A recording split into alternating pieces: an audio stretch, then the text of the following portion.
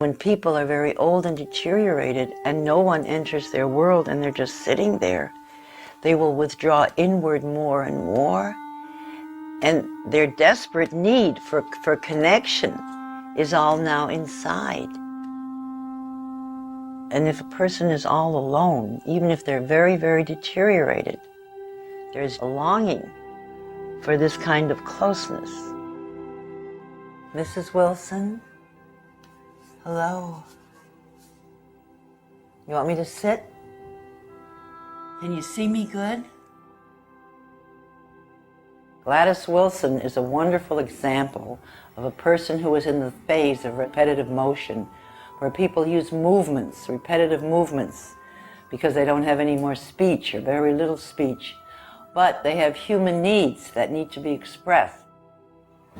You're crying. You're crying. You have a tear right here in your face. You have a little pain. You don't want me to touch you. You're very sad. Can you see me? Is it scary? Are you afraid? And if this person sits with their eyes closed, rocking back and forth, and maybe there's a tear coming down, there's a need there. There's a little tear that's coming out. You feel it? You feel a little tear? If you gently use touch, and I touched Gladys Wilson for the fingertips right here on the cheek, is where the mother usually touches a child. If you touch an infant there, it looks up, and every cell remembers where it was touched by the mother. And often that person knows, even if they can't say a word at that moment, they won't talk, or they don't want to talk, but there's a communication. And that person is no longer alone. Can you let me in a little bit? You think? Just a little? You think I could be with you and Jesus for a minute? Jesus loves me, this I know, for the Bible tells me so. I used music, because when speech is gone, music, especially with Gladys Wilson, it was religious music, because there's emotion tied to it and safety tied to it. So I used her old church songs. Jesus loves me, yes, Jesus loves me. Yes, Jesus loves me, the Bible tells me so. What I did was, when she moved, I moved with her.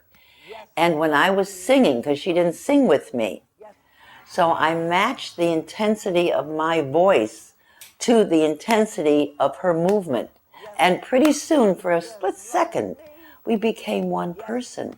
Jesus loves me. Yes, Jesus loves me. The Bible tells me so. So at one point, when she got very quiet and very peaceful, and my voice became very quiet as hers and very peaceful, and my breathing slowed to her breathing, she pulled me to her, and I moved with her. And for her, at that moment, I believe I was a symbol of her mom. Can you open your eyes now? Do you see me?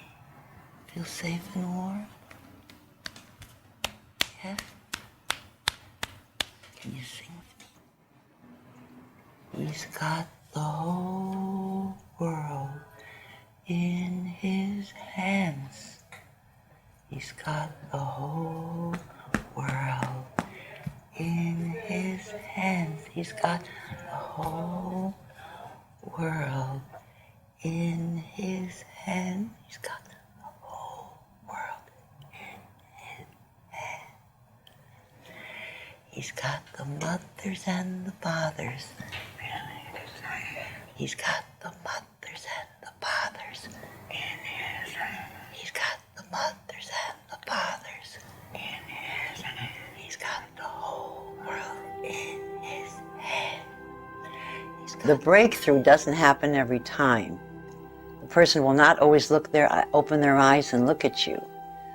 But if you keep trying, and you keep centering yourself, and really look at that person, and really mirror their movements, maybe not this time, but the next time you come, you'll have a communication. You feel safe. You feel safe? Yeah. With Jesus? Yeah. And me?